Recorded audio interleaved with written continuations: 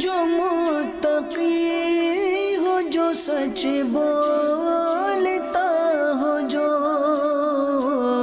احسان کرے لوگوں پہ، مجھے ایسا بنا دے، احسان کرے لوگوں پہ، مجھے ایسا بنا دے۔ الحمدللہ رب العالمین والصلاة والسلام علی سید المرسلین، اما بعد فاعوذ باللہ من الشیطان الرجیم، بسم اللہ الرحمن الرحیم۔ الصلاة والسلام علیک یا رسول اللہ، الصلاة والسلام علیک یا حبیب اللہ، الصلاة والسلام علیک یا نبی اللہ، وعلی آلک واصحابک یا نور اللہ۔ مدنی چینل کے ناظرین، الحمدللہ عز وجل سلسلہ احکام تجارت کے ساتھ حاضر ہیں، اور اس سلسلے کی خصوصیت یہ کہ مفتی علی اصغر الطاری مدنی مدظر اللہ العالی ہمارے ساتھ تشریف فرما ہوتے ہیں۔ پہلے درود پاک کی فضیلت شامل کرتے ہیں۔ نبی کریم رؤوف الرحیم صلی اللہ تعالی علیہ وسلم کو فرمان ذیشان ہے، تم جہاں بھی ہو مجھ پہ درود پڑھو، تمہارا درود مجھ تک پہنچتا ہے۔ صلو علی الحبیب صلی اللہ تعالی علی محمد صلی اللہ تعالی علیہ وسلم۔ مفتی صاحب، آپ کے جو سوشل میڈیا سے وابستہ ہیں، فیس بک پیج سے وابستہ ہیں، بالخصوص آپ کے مدنی چینل کے ناظرین ہوں یا دیگر عاشقان رسول ہوں، انہیں تو کافی ساری خبر ہے، لیکن مدنی چینل کے ناظرین کی ایک بہت بڑی تعداد ایسی ہوگی جو سوشل میڈیا پہ ایکٹیو نہیں ہے۔ آپ کی مصروفیت رہی ربی نور شریف میں، بالخصوص آپ پاکستان سے باہر تھے، اور جو مجھے بھی معلوم ہے تو دو آپ کی بڑی مصروفیت تھیں۔ پہلی مصروفیت جو تھی وہ میں 2-3 سال سے آپ کو دیکھ رہا ہوں، بالخصوص کتابوں کا شغف تو پاکستان میں بھی ہے کہ کوئی بھی نئی کتاب آتی ہے، آپ کے دلچسپی کا اس میں سامان ہوتا ہے تو آپ اسے لینا چاہتے ہیں، اور کتاب کی ہارڈ کاپی لیتے ہیں بالخصوص آپ۔ تو آپ کتب نمائش میں گئے، عالمی کتب نمائش تھی ہوئی میں، اس میں تشریف لے گئے اور تواتر سے جا رہے ہیں، کیا مقاصد ہوتے ہیں؟ اور اس دفعہ جو گئے مطلب سالوں سے جا رہے ہیں، تو کیا کتابوں کی جو ایک خواہش ہے، ایک چاشنی ہے، وہ ابھی تک برقرار ہے، ابھی تک موضوعات باقی ہیں؟ الحمدللہ رب العالمین والصلاة والسلام علی سید الانبیاء والمرسلین، اما بعد فاعوذ باللہ من الشیطان الرجیم، بسم اللہ الرحمن الرحیم۔ دیکھیے، کتاب جو ہے وہ بہترین ساتھی ہوتی ہے، جی، اس سے تو انکاری نہیں ہے۔ ایک مقولہ ہے کہ خیر الجلیس الکتاب، جی، کتاب بہترین ساتھی ہے، لیکن جو میری فیلڈ ہے جی، اس میں صرف ساتھی نہیں ہے، جی، بلکہ میرا ہتھیار، میرا آلہ، ٹھیک، میری غذا کتاب ہی ہے۔ اوزار آپ کا کتاب یہ۔ اب دیکھیں، عملی طور پر 2-3 جو ایسی سائٹس ہیں، مختلف زاویے ہیں جن میں مشغولیت ہے۔ جی، سب سے بڑی مشغولیت تو ہے علم فقہ کے تعلق سے، ٹھیک ہے، کہ فتویٰ نویسی کا دار و مدار علم فقہ پر ہوتا ہے، اور علم فقہ قرآن و حدیث کے مسائل سے اخذ شدہ موضوع کو کہتے ہیں۔ ٹھیک، اب فتویٰ ایک بہت بڑی فیلڈ ہے، بہت بڑی فیلڈ ہے، مطلب دنیا بھر میں جو بھی ایکٹیویٹی ہو وہ علماء سے پوچھی جا سکتی ہے۔ جی، بالکل ہے، صحیح، جائز ناجائز۔ جی ہاں، یہ وجہ ہوتی ہے کہ میری کوشش ہوتی ہے کہ میں کیا لکھا جا رہا ہے علمی حوالے سے، کیا ایکٹیویٹیز پوری دنیا میں ہو رہی ہیں، جو بھی پیش رفت ہو رہی ہے، اس پر جو ہے نا نظر رکھوں، اس پر نگاہ رکھوں۔ ایک چیز وہ ہے کہ جو ایک جگہ ہو چکی ہے اس پر پھر نیا کام کرنے کا کوئی فائدہ نہیں ہوتا۔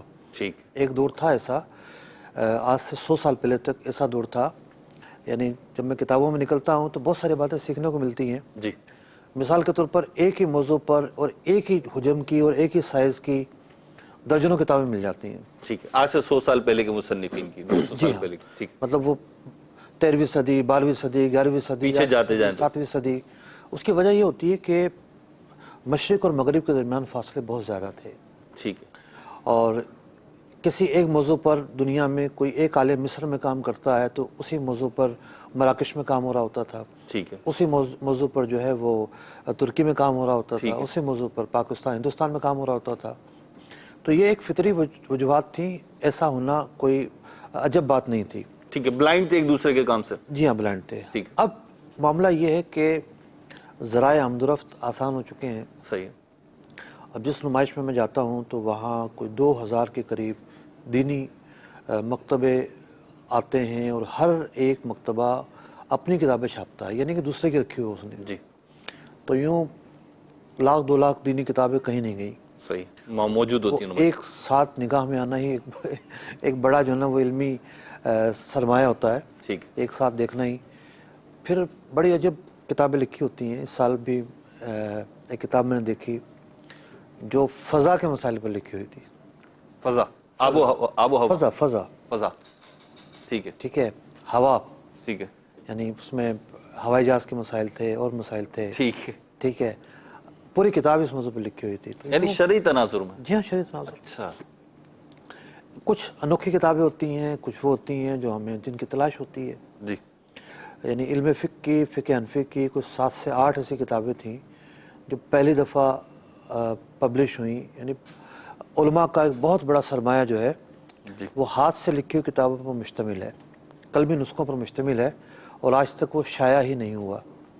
تو کہنے کا مقصد یہ ہے کہ بہت ساری کتابیں نئی شائع ہوتی ہیں، ٹھیک بندہ نئے جہان دیکھتا ہے، نئی جہتیں دیکھتا ہے، نئی جہتوں پر غور و فکر کرتا ہے۔ پچھلے سال میرا ٹارگٹ تھا احکام قرآن کی کتابیں، ٹھیک ہے یعنی جو آیات احکام ہیں ان کی کتابیں میرا ٹارگٹ خاص طور پر تھا، ٹھیک اور میں نے اپنے اس ٹارگٹ کو کافی حد تک اچیو بھی کیا۔ ٹھیک ہے اس سال جو ہے وہ میرے فوکس میں جو ہے وہ سیرت کی کتابیں بیٹھی ہوئی تھیں۔ ٹھیک ہے سیرت کے حوالے سے کوئی بھی ایسی کتاب جو میرے پاس نہیں تھی یا مجھے لگا کہ یہ کافی مفید میرے لیے ہوگی، ورنہ کتابیں تو مفید ہی ہوتی ہیں صحیح لیکن جہتیں ہوتی ہیں مختلف، ٹھیک ہے، اپنے دائرے کار ہوتے ہیں۔ تو ایسی کتابیں بھی میسر آئیں، الحمدللہ لیں بھی میں نے۔ ٹھیک تو یوں یہ ایک مطالعاتی دورہ تھا۔ ٹھیک ہے، مطالعاتی دورہ تھا، ایک ایجوکیشنل وزٹ تھا۔ مجھ سے اب ایک مختصر سا جواب میں چاہوں گا آپ سے، کیونکہ ایک یہ گفتگو چل رہی ہے کافی عرصے سے کہ جی یہ الیکٹرانک ڈیوائسز کا دور ہے، اور اب جو چیزیں ہیں وہ سافٹ ورژن پہ جا رہی ہیں، جیسے کہ کتابیں بھی سافٹ کاپیز میں آ رہی ہیں، سافٹ ورژن پہ جا رہی ہیں، PDF وغیرہ فارمیٹ پہ آ رہی ہیں، دیگر فارمیٹس پہ آ رہی ہیں۔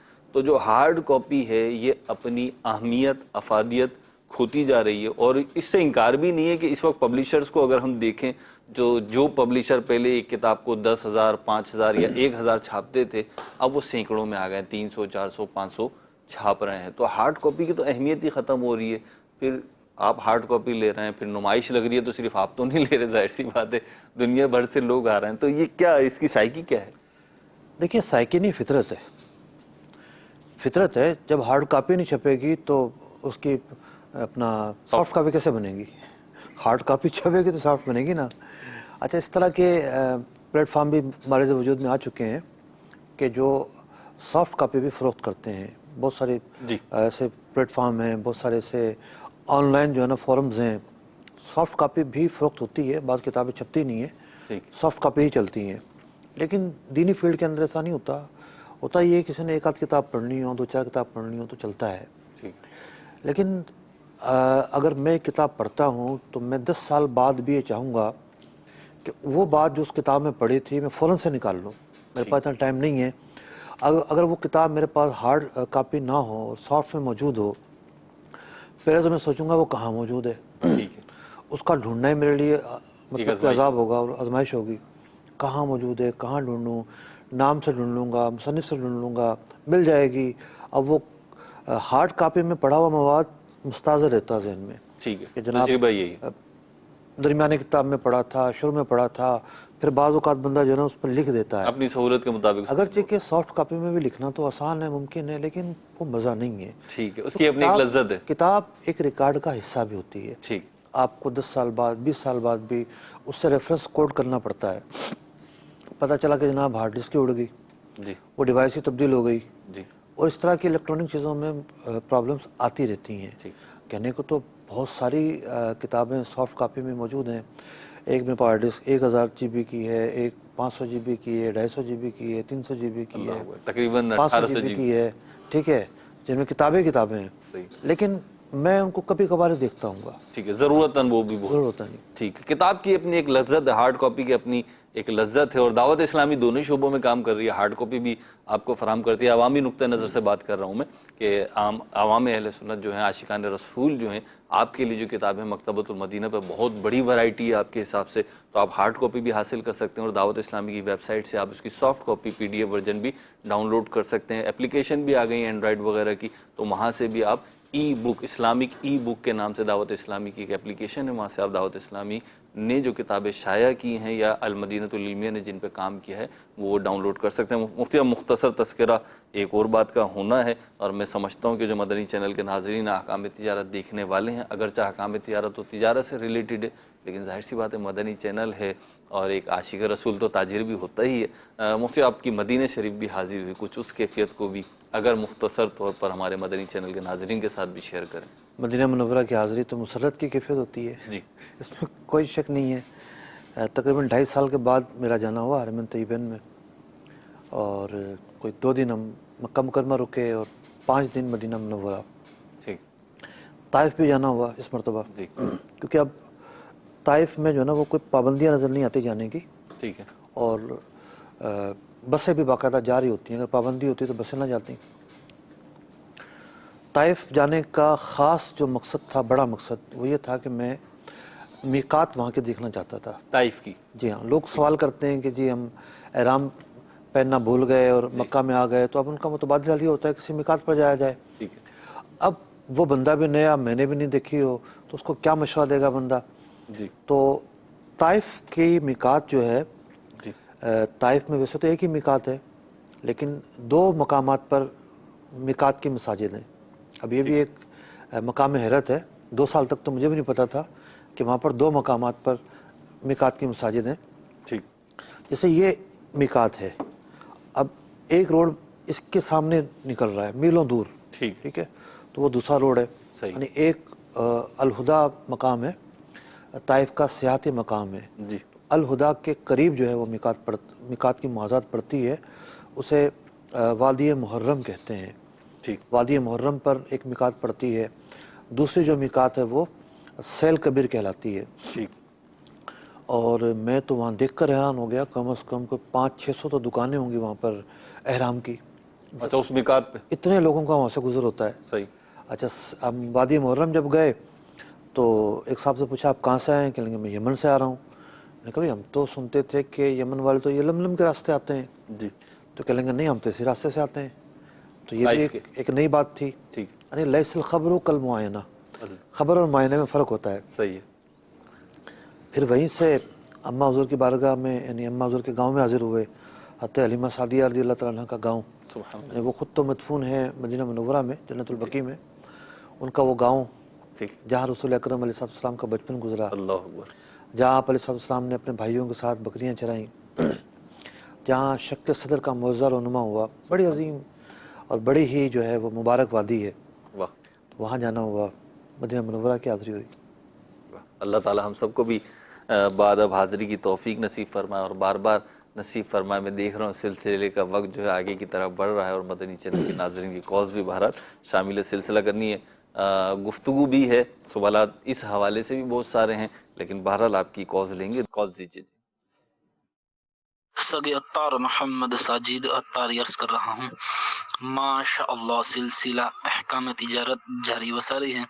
سلسلے کے اندر مفتی صاحب کی آمد مرحبا، محروز بھائی کی آمد مرحبا۔ مفتی صاحب کی بارگاہ میں عرض ہے کہ کیا پارٹنرشپ کے اندر جو لوگ بزنس کرتے ہیں اس کے اندر یہ طے کرتے ہیں کہ اگر جو بھی نقصان ہوگا اس میں سے ایک سائڈ والا ہی اس کا سارا خرچ اٹھائے گا، تو کیا اس طرح بزنس کرنا درست ہے؟ ٹھیک ہے جی، شرط لگا دی ہے نقصان ایک شخص اٹھائے گا۔ آپ کا سوال یہ تھا کہ یہ شرط کر لینا کہ جناب نقصان ہوگا تو ایک پارٹی برداشت کرے گی، دونوں اس پر راضی بھی ہوں، تو ایسی شرط لگانا جائز نہیں ہے۔ دیکھا جائے گا کہ پارٹنرشپ کس قسم کی ہے۔ اگر مداربت ہے تو اس کے اندر تو ایسا ہوتا ہے کہ عام طور پر ایک پارٹی نقصان برداشت کرتی ہے لیکن دوسرا بری ذمہ نہیں ہو جاتا، دوسرے کو جو ہے وہ اپنا نفع اگر لیا ہے تو واپس کرنا پڑتا ہے، بعض اوقات اسے مزید کام کنٹینیو کرنا پڑتا ہے اور نقصان پورا ہوتا ہے اور اس کے بعد کام ختم ہوتا ہے۔ دونوں کا اگر سرمایہ ہے تو ایز پر کیپٹل دونوں پر نقصان آئے گا، کسی ایک پر نقصان کی شرط نہیں لگائی جا سکتی۔ ٹھیک ہے جی، آپ کے سوال کا جواب ہوا۔ اگلی کال دیجیے جی۔ میرا ایک دوست ہے، اس نے کاروبار کیا ہوا ہے یہ ویلڈنگ کا، اس نے مجھے کہا جی آپ میرے ساتھ انویسٹمنٹ کریں، آپ مجھے 2 لاکھ میں سامان لے کے آؤں گا، اس میں اگر جو پروفٹ مجھے ہوگا اس سامان میں آدھا میں آپ کو دوں گا اور آدھا میں خود رکھوں گا، یہ جائز ہے؟ دیکھیے اگر تو آپ کے دوست کے اپنے پیسے شامل نہیں ہیں، صرف آپ کے پیسے شامل کرتا ہے وہ، اور نیا سامان لے کر آتا ہے اور نیا سامان لا کر یہ مقرر ہو جاتا ہے کہ جناب آدھا نفع اس کا آدھا آپ کا، تو ٹھیک ہے، یہ جائز ہے۔ اچھا، اس جواب کی بنیاد یہ نہیں ہے کہ اس کا پیسہ شامل ہوگا تو یہ کام ناجائز ہو جائے گا۔ اس کا پیسہ شامل ہوگا تو تھوڑی سی تفصیل مزید پیدا ہوگی کہ کہیں ایسا تو نہیں کہ اس کا کام پہلے سے چل رہا ہے اور آپ کا پیسہ آنے کے بعد کوئی حساب کتاب نہیں رہے گا، پرانا حساب نیا حساب مکس ہو جائے گا، معاملہ تھوڑا سا پیچیدہ ہو جائے گا۔ اس لیے بیان کیا ہے اگر اس کا پیسہ نہیں ہے، صرف آپ کا پیسہ ہے، نئے سرے سے کام ہوگا یا نئی ڈیل میں کام ہوگا تو ٹھیک ہے، کوئی حرج نہیں ہے۔ ٹھیک ہے جی، اگلی کال دیجیے۔ میرا سوال یہ ہے کہ کپڑے کے کاروبار 1 سال سے جاری ساری ہے، تو اس میں اب زکوٰۃ نکالنی ہو تو کیا طریقہ کار ہوگا؟ اچھا، جاری ساری ہے کاروبار 1 سال سے۔ سب سے پہلے تو یہ سمجھیے کہ آپ کی دکان میں جو مال بیچنے کے لیے رکھا ہے جی، اسے مال تجارت کہتے ہیں اور مال تجارت پر زکوٰۃ دینی ہوتی ہے، لیکن اس کا مطلب یہ نہیں ہے کہ جو آپ کی دکان میں مال تجارت ہے صرف آپ اس پر زکوٰۃ دیں گے۔ آپ کے پاس کیش ہو، سونا ہو، چاندی ہو، دیگر ایسے اسباب ہوں جو قابل زکوٰۃ ہوں، ان پر آپ زکوٰۃ نہیں دیں گے، ایسا نہیں ہے۔ جب ایسا نہیں ہے تو پھر اس سے آگے کی ایک بات سمجھیے، آگے کی بات یہ ہے کہ زکوٰۃ کس دن فرض ہوتی ہے۔ ہر شخص کا یہ انفرادی معاملہ ہوتا ہے، یعنی کوئی ایسا ہوگا جس پر محرم میں زکوٰۃ فرض ہوگی، کوئی ایسا ہوگا جس پر ربیع الاول میں ہوگی۔ تو یہ آپ ظن غالب سے اندازہ لگائیں کہ پہلی مرتبہ کب صاحب استطاعت ہوئے، یعنی زکوٰۃ فرض ہوئی، پھر وہ سال مالک نصاب ہو کر اگلا سال گزرا، زکوٰۃ فرض ہوئی، پھر وہی تاریخ ذہن میں لے کر آئیں۔ تو اب اس تاریخ کو آپ سامنے رکھیں گے، آپ یہ نہیں سوچیں گے کہ دکان کھولے ہوئے سال ہو گیا ہے یا سیلری ملتے ہوئے سال ہو گیا ہے یا فلاں چیز میرے پاس آئے ہوئے سال ہو گیا ہے۔ ممکن ہے کوئی چیز ایسی ہو کہ 1 ہفتہ پہلے آپ کے پاس آئی ہو لیکن اس پر بھی آپ کو زکوٰۃ دینی پڑے۔ تو زکوٰۃ کے حوالے سے یہ ہے کہ اس تاریخ کو آپ فالو کریں گے اور جب بھی وہ تاریخ آئے گی اسلامی اعتبار سے آپ کو اس دن دیکھنا ہوگا آپ کے پاس کیا کیا قابل زکوٰۃ چیزیں موجود ہیں، ان پر آپ زکوٰۃ ادا کریں گے۔ مطلب کپڑے کا جیسے انہوں نے کہا، تو اب کپڑے کا یہ ہوتا ہے تھانوں کا حساب کرنا تو آسان ہے، لیکن ظاہر سی بات ہے جب یہ تجارت کر رہے ہیں، ڈیلی کی بیسس پہ بیچ رہے ہیں، اور اگر ریٹیل کا کام ہے تو تھان ہے 24 میٹر کا، 26 میٹر کا، اس میں سے ایک سوٹ نکل گیا تو انہیں سارا کپڑا ایک تو ری سائز کرنا پڑے گا، دوسرا جو ریٹ لگائیں گے یہ ریٹ کون سے لگائیں گے، کیونکہ کپڑے کے کام میں بارگیننگ۔ دیکھیے بات یہ ہے کہ ایک آدمی کو پتا ہوتا ہے کہ میں نے اتنے سے کام شروع کیا، آج میں اتنے پر ہوں، ٹھیک ہے، تو لم سم بھی حساب لگانا ممکن ہوتا ہے۔ ٹھیک ہے، ہر تھان کو ماپنا ضروری نہیں ہوتا، بس حساب اس طور پر لگائیں کہ مال کم کے بجائے بڑھ جائے تھوڑا سا، ٹھیک، تاکہ زکوٰۃ نکالنے میں کوتاہی نہ ہو۔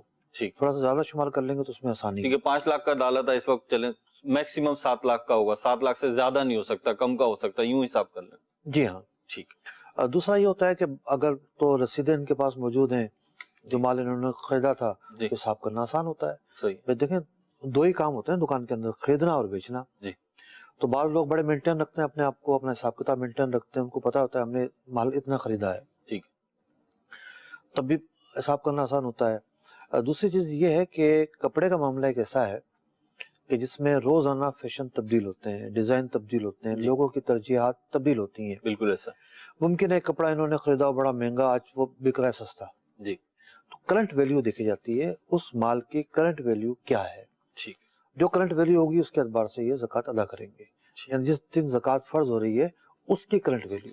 ویسے مجھ سے میں نے ایک بڑے ترغیب والی بات ہے، ایک کاروباری لوگوں کو میں نے دیکھا، فیملی کو دیکھا کہ وہ 2 دن سال میں اپنا کاروبار بند کرتے تھے، چیزیں ان کی جو آئٹم تھے وہ چھوٹے چھوٹے تھے، تو 2 دن کاروبار بند کر کے سارے آئٹمز کا جو ہے وہ حساب لگاتے تھے، اس طریقے سے ان کی کلوزنگ بھی ہو جاتی تھی اور زکوٰۃ کے لیے جو فگر ہوتا تھا وہ بھی سامنے آ جایا کرتا تھا۔ تو 2 دن، جی 2 دن کاروبار بند کرتے تھے، بڑی بات ہے۔ ایک ساتھ 2 دن۔ جی جی، ایک ساتھ 2 دن، یعنی نہ کچھ سیل کرتے تھے نہ کچھ پرچیز کرتے تھے، بلکہ سارا حساب کتاب کرتے تھے، ایون جو ان کی شو روم میں جو چیزیں ہوتی تھی تو وہ بھی اس کا حساب کتاب کرتے تھے۔ تو مجھے تو ایسا لگا کہ بڑا ترغیب والا عمل ہے، بڑا اچھا ہے۔ میں نے بہت سارے لوگوں کو دیکھا ہے، مسائل پوچھنے آتے ہیں تو بالکل ایک ایک پائے کا حساب کرتے ہیں کہ جناب یہ چیز یوں ہے اور یوں ہے اور یوں ہے، اس کا کیا ہوگا اور اس کا کیا ہوگا۔ تو جو دینے والے ہیں وہ یہ کہتے ہیں، جو زکوٰۃ ادا کرتے ہیں وہ یہ کہتے ہیں کہ اللہ کے فضل و کرم سے ہر سال ہماری زکوٰۃ نکالنے کے فگر میں اضافہ ہوتا ہے۔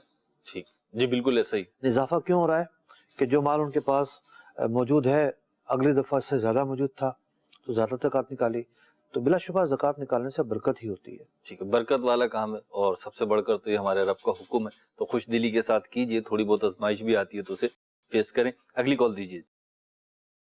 جناب ابھی میرا ایک کویسچن یہ ہے، جب ہم نے ایکسپورٹ کیا اور ابھی ہم کو آرڈر آیا تب ڈالر جو تھا وہ 70 روپیز ہو گیا ہے، 70 روپیز میں ہم نے آرڈر لیا تھا، اور جب ہم کو ڈسپیچ کرنا تھا اور جو باقی پیمنٹ تھا وہ لینا تھا تبھی بھی ہمارا وہ ہو گیا ہے 72، یعنی ابھی ہم کو 2 روپیہ زیادہ مل رہا ہے۔ تو ابھی ہم کو جو 2 روپیہ زیادہ مل رہا ہے تو وہ ابھی ہم لے سکتے ہیں یا تو جو ہم نے آرڈر لیا تھا اسی پرائز میں لے سکتے ہیں؟ آپ کے ملک کی بات ہے۔ ہاں، اگر ڈالر کی فگر نہ بتائی ہوتی تو ہم یہ سمجھ رہے ہوتے۔ آپ پاکستان سے کال کر رہے ہیں، جی پاکستان میں بھی ایسے مبارک لمحات آئیں کہ ڈالر 70 روپے کا ہو جائے۔ استاد میرا گمان ایسا گیا، مدنی چینل کے ناظرین کے ساتھ بھی شیئر کرنے میں کوئی حرج نہیں ہے، کوئی 3 4 5 سال پہلے کی جو ڈالر کے ریٹ تھے شاید یہ جب کا سوال اب کر رہے ہیں۔ نہیں، کوئی 2012 تک شاید یہ ریٹ تھا ہمارے یہاں۔ اچھا، تو یہ ایسا لگ رہا ہے کہ ہند سے ہیں۔ تو دیکھیے، آپ نے تو جو چیز بیچی ہے یا جو چیز خریدی ہے وہ ڈالروں میں خریدی ہے، آپ کو ڈالر ملیں گے، ڈالر آپ کو ملیں گے، ڈالر کے مقابل میں جو آپ کے ملک کی کرنسی ہے اس میں فرق آ گیا ہے اور اس کی وجہ سے زیادہ پیسے مل رہے ہیں، تو کوئی حرج نہیں ہے، اس میں سوچنے کی کوئی بات نہیں ہے۔ ہاں، بینکوں کے ساتھ معاملہ نہ کریں، بعض اوقات بینکیں جو ہیں وہ ڈالر بک کرتی ہیں اور ڈالر کی پیمنٹ پر نیگوسیشن ہوتی ہے تو وہاں سود کے مسائل پیدا ہو جاتے ہیں۔ بہت سارے لوگ ایلسیاں فروخت کرتے ہیں، وہ بھی سودی معاملہ ہے۔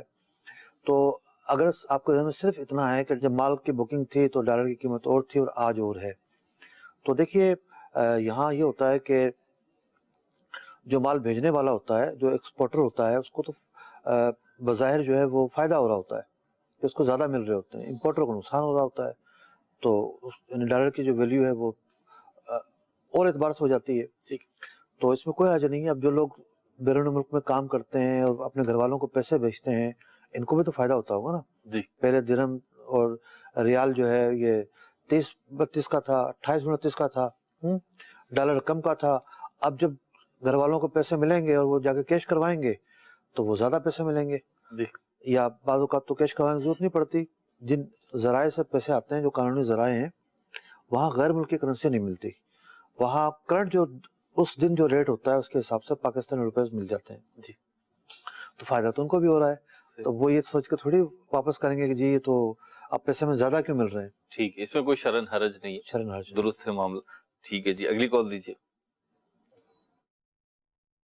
رانا مزمل بلوال سے بات کر رہا ہوں جی۔ مزمل، یہ نا عمرے کا کام کرتے ہیں کئی لوگ، یہ ٹریول ایجنسی ہوتی ہے، تو حضور اس میں کئی اپنے سب ایجنٹ انہوں نے چھوڑے ہوتے ہیں کہ کالونیوں میں، شہروں میں، گاؤں میں، کہ آپ میرے پاس اتنے بندے عمرے کے لے کے آؤ گے، آپ کو میں فی بندہ 2000 3000 5000 پہ دوں گا۔ تو ان کا یہ ایسے ان بندوں کو کہنا اور ان بندوں کا کسٹمر لے کے آنا اور کمیشن لینا، یہ جائز ہے یا ناجائز ہے؟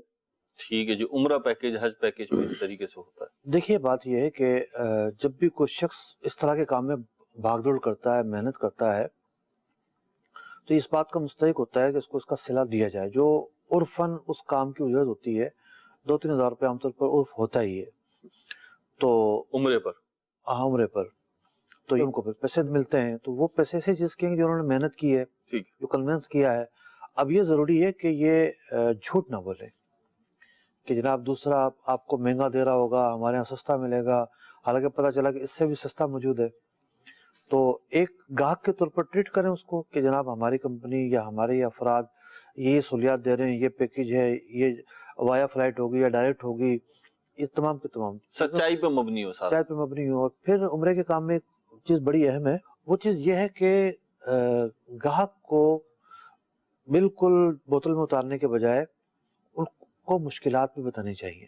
ٹھیک، پہلی دفعہ بھئی یہ کام بڑا نازک ہے، حکومت کی پالیسیاں یوں بدل جاتی ہیں چٹکی بجاتے ہی، اور پھر بعض اوقات جو ہے یہ فیلڈ والے مظلوم ہوتے ہیں، ان کا کوئی قصور نہیں ہوتا، انہوں نے بکنگ کی تھی، وہاں پالیسی تبدیل ہو گئی۔ بعض اوقات ہوتا ہے کہ لوگوں نے پیکج اناؤنس کر رکھے تھے سابقہ سال کو دیکھتے ہوئے، اور وہ پیکج کوئی 70-80 ہزار روپے میں بنتا ہے، زیادہ 90 ہزار میں بن رہا ہوگا، اچانک نئی پالیسی آ گئی، نئی پالیسی میں وہی پیکج جو ہے وہ 1,20,000 30,000 پر پہنچ گیا۔ ٹھیک ہے، تو یوں بعض اوقات جو ہے نا وہ اپنے کلائنٹس کو یہ بتانا بھی ضروری ہے کہ موجودہ جو نظام یا قانون چل رہے ہیں یہ اس کے تناظر میں ہے۔ صحیح۔ اب پچھلی مرتبہ ہم لوگ گئے تھے حرم طیبہ 2017 میں، جس ایئر لائن سے ہم نے جانا تھا، منگل کی فلائٹ تھی، پیر کو وہ ایئر لائن کا آپریشن عرب میں معطل ہو گیا۔ اللہ، اب اس کے کلائنٹ تو بیچارے پریشان ہوئے ہوں گے، کتنا پریشان ہوں گے آپ اندازہ لگا سکتے ہیں۔ تو یوں لوگوں کو بھی مشکلات سمجھنی چاہیے اور ان کو بھی سبز باغ نہیں دکھانے چاہیے۔ بعض اوقات ہوتا ہے ایسا کہ جناب ہوٹل قریب ہوگا، وہ بہت دور ہوتا ہے، تو سچائی سے کام لیا جائے۔ بہرحال یہ کام ہے، ایک ایسا کام ہے جس پر اجرت لی جا سکتی ہے۔ اگلی کال دیجیے۔ میرا نام عامر حیات قادری ہے۔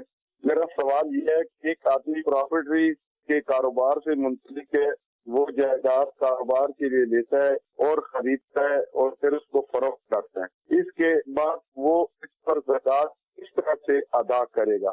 سال کے بعد ادا کرے گا یا اس کو جو چیز خریدی ہے اس میں منافع ہونے کی صورت میں فروخت کرے گا؟ ایک دوسرا سوال یہ ہے کہ ایک آدمی کوئی پراپرٹی اپنے اخراجات کے لیے خریدتا ہے، کاروبار کے لیے نہیں خریدتا، اس پہ زکوٰۃ کے کیا احکامات ہیں؟ دیکھیے، جو پراپرٹی بیچنے کے لیے خریدی جائے گی وہ مال تجارت کہلائے گی، اس پر زکوٰۃ فرض ہوگی۔ میں نے کچھ دیر پہلے ایک سوال کا جواب دیتے ہوئے بڑی تفصیل سے مسئلہ سمجھایا ہے کہ زکوٰۃ جو ہے فرض ہونے کی ایک تاریخ ہوتی ہے، ہر شخص اس تاریخ کا تعین کرے تو سارے مسائل آسان ہو جائیں گے۔ مثال کے طور پر کسی پر زکوٰۃ فرض ہونے کی تاریخ بنتی ہے 5 محرم۔ اب یہ دیکھے گا 5 محرم کو کیا کیا ایسی چیزیں ہیں جو قابل زکوٰۃ ہیں، جن پر زکوٰۃ فرض ہوتی ہے، ان کی زکوٰۃ ادا کرے گا وہ۔ مثال کے طور پر کسی کے پاس جو ہے وہ کیش تھا، 2 کروڑ روپے کیش تھا، اس نے رہنے کا ایک گھر خرید لیا 4 محرم کو، تو اب رہنے کا جو گھر اس پر زکوٰۃ نہیں ہے، ایک دن پہلے وہ گھر خریدا ہے، اب اس کی شیپ چینج ہو چکی ہے، جس فارم میں وہ موجود ہے پیسہ وہ ایسے فارم میں ہے کہ اس پر زکوٰۃ فرض نہیں ہے۔ اور اگر 6 محرم کو اگر یہ خریدتا تو زکوٰۃ فرض ہوتی، کیونکہ وہ کرنسی کی صورت میں موجود تھا پیسہ اس کے پاس۔ تو یوں دن کا جو تعین ہے وہ لازمی کرنا ہوتا ہے، اس سے درجنوں مسائل کا جواب مل جاتا ہے۔ اب آپ یہ کہیں گے کون بتائے، کیسے پتہ چلے، یہ سوال تو کھڑا ہوتا ہے ذہن کے اندر، لیکن پھر بھی فیصلہ تو آپ نہیں کرنا ہے کہ وہ ایسا پیریڈ کون سا تھا جب آپ نے پہلی دفعہ کمانا شروع کیا اور اس کے بعد آپ کماتے چلے گئے، کوئی تعطل نہیں آیا، اور 52.5 تولہ چاندی کم از کم اس کی مقدار میں پیسہ کب آپ کے پاس حاجت اصلیہ سے زائد، قرض سے زائد موجود رہا، پھر سال کب ختم ہوگا۔ تو یوں اندازے سے اور تخمینے سے شریعت نے ہمیں آسانی دی ہے۔ کوئی ضروری نہیں ہے کہ جناب وہ لکھی ہوئی تاریخ یاد نہ ہو تو آپ اندازہ نہیں لگا سکتے۔ ایسے مسائل کے اندر ظن غالب پر بنیاد رکھی جاتی ہے اور کسی ایک تعین کا اعتبار کیا جاتا ہے، تو اسی تعین کے اعتبار سے آپ اپنے ان مسائل کو لے کر چلیں گے۔ اس سے بھی ایک دفعہ تعین کر لیا، بالفرض کسی کو یاد نہیں آ رہا کہ میں کب جو ہے صاحب نصاب فرسٹ ٹائم ہوا تھا، لیکن اس نے سارے تخمینے لگا کے، اندازے لگا کے، کچھ ایونٹس دیکھ کر کے یہ ایونٹس اس تاریخ کو ہوا تھا، پھر اس طریقے سے کچھ حساب کتاب لگا کے اس نے ایک محتاط تاریخ طے کر لی۔ مثال کے طور پر اسے سمجھ میں آتا ہے کہ جی 26 ربیع الاول جو تھی نا 5 سال پہلے کی، اس کو میں صاحب نصاب ہوا تھا۔ اب یہ اس کو یاد رکھے اور ساری زندگی اس کی جب تک تعطل نہیں آتا تو 26 ربیع الاول تعطل ممکن ہے نا، کہ مثال کے طور پر ایک شخص ایسا ہے کہ ایک پورا سال ایسا بھی گزرا کہ وہ صاحب نصاب ہی نہ رہا، ٹھیک ہے، اب جب نئے سرے سے دوبارہ آئے گا ٹھیک ہے، تو پھر نئی تاریخ شروع ہو جائے گی، پھر نئی تاریخ شروع ہوگی، اور اگر تعطل نہیں آ رہا تو ساری زندگی پھر یہی رہے گی، اور اس میں قمری سال کا اعتبار ہوگا، قمری سال کا اعتبار، ٹھیک ہے، محرم چاند کے اعتبار سے، چاند کا اعتبار ہے۔ ٹھیک، اگلی کال دیجیے جی۔ سوال میرا یہ تھا کہ جیسے میرا جو بزنس ہے نا وہ اس نیچر کا ہے کہ ہمارے پاس جو ریکوریاں آتی ہیں نا وہ 10-10 اور 20-20 روپے والے نوٹ آتے، تو ابھی جو معاملات ٹیکس کی وجہ سے چل رہے ہیں تو اپنے اکاؤنٹوں میں پیسے ڈال کے گھما نہیں سکتے آگے، ہم یہ چاہ رہے ہیں ایز اٹ از پیسے ہم کمپنی میں لگا دیں، تو بینک والے جو ہیں یہ پیسے لیتے نہیں ہیں، وہ کہتے ہیں ہم نہیں لے سکتے، اتنے سارے پیسے کون گنے گا اور کون نہیں گنے گا۔ پھر بینک والے یہ بات بھی کہتے ہیں کہ بھائی ہم جو ہے نا اس کے اوپر ہڈی ہوتی ہے نا، پیکٹ جو ہوتا ہے 10 روپے کا، ہم 10,000 روپے کے اوپر آپ سے جو ہے نا وہ 500 روپے لیں گے، یعنی کہ 1000 روپے پہ 50 روپے لیں گے ہم آپ سے۔ تو یہ ہمارے بینک کی چارجز ہیں، کیونکہ پھر ہمارا بندہ ہی پیسے گنے گا اور یہ اندر جو بھی ہمارے اکاؤنٹس میں ہوگا وہ پیسے گنے گا اور وہ پھر آگے فارورڈ کرے گا۔ پھر جو آپ کے پیسے کم ہوں گے یا زیادہ ہوں گے تو آپ کے پاس میسج آ جائے گا۔ تو میں یہ سمجھ رہا ہوں کہ یہ شاید سود کے زمرے میں، اس لیے میں نے ابھی تک اکاؤنٹوں میں پیسے اس طرح کے گھما نہیں رہا ہوں، نہ میں بینک والوں سے ڈیل کر رہا ہوں۔ تو آپ سے مجھے یہ التماس ہے کہ آپ مجھے اس کا جواب دے دیں کہ یہ سود تو نہیں ہے، اگر سود نہیں ہے تو پھر میں اپنا یہ کام کو کنٹینیو کروں آگے، یعنی کہ لے کر کے چلوں، بینک والے سے ڈیل کروں کہ ٹھیک ہے ہم آپ کو یہ پیسے دیتے ہیں فار چارجز کاؤنٹنگ وغیرہ کرنے کے، اور یہ جو بھی معاملات ہیں۔ یہ میرا سوال تھا۔ دیکھیے یہ مسئلہ سود پر تو مشتمل نہیں ہے، یعنی سود تو نہیں ہے، کہ نہ ہونے کی وجہ یہ ہے کہ آپ نے پیسے دیے اور آپ ہی اوپر چارجز دے رہے ہیں۔ سود میں یہ ہوتا ہے کہ جس نے پیسے لیے ہیں، پیسے لینے والا پیسے دیتا ہے، پیسوں پر پیسہ ملتا ہے تو سود ہوتا ہے، یعنی پیسے لے کر نفع دینا سود کہلاتا ہے۔ یہاں ایسا معاملہ نہیں ہے۔ پہلے تو آپ کو اسٹیٹ بینک سے رجوع کرنا چاہیے کہ واقعی بینک کو یہ حق ہے کہ وہ اس طرح کے نوٹوں پر ایکسٹرا پیسے مانگے، کیونکہ یہ رشوت نہ ہو۔ اگر قانون ایسا ہے کہ ٹھیک ہے وہ لے سکتا ہے تو بہرحال یہ ایک ایکسٹرا کام ہے اور بندہ انوالو ہوگا، وہ یہ کہہ سکتا ہے کہ ٹھیک ہے ہم اس پر ایکسٹرا چارجز لیں گے۔ اگر وہ یہ بات مقرر کر لیتا ہے گننے کی چارجز کی تو اس میں کوئی حرج نہیں ہے، یہ سودی معاملہ نہیں ہے اور آپ کا دینا بھی جائز ہوگا۔ یہ تو بینک کی انہوں نے بات کی، بعض اوقات اداروں میں بھی ہو جاتا ہے، کمپنیز میں ہو جاتا ہے کہ وہ بہت زیادہ جو ہے اس طرح کے چھوٹے نوٹ آ جاتے، تو باقی میں اگر 10 لاکھ کے 10 روپے کے والے نوٹ آ گئے تو وہ گننا ایک ایشو ہوتا ہے۔ اگر وہاں پہ کسی کے لیے بولیں کہ بھائی یہ بچہ گن دے گا ہمارا، یا یہ جو ہمارا ورکر ہے یہ گن دے گا، آپ اسے 500-1000 روپے دے دینا، تو اس کی اجازت ہوگی؟ اگر کمپنی والے اپنے ورکر کے بارے میں کہہ رہے ہیں تو اجازت ہوگی۔ ٹھیک ہے جی، ہمارے سلسلے کا وہ ختم ہوا۔ دیکھتے رہیے مدنی چینل۔ صلو علی الحبیب صلی اللہ تعالی علی محمد صلی اللہ تعالی علیہ وسلم۔ تاجر جو متقی ہو، جو سچ بولتا ہو، جو احسان کرے لوگوں پہ، مجھے ایسا بنا دے، احسان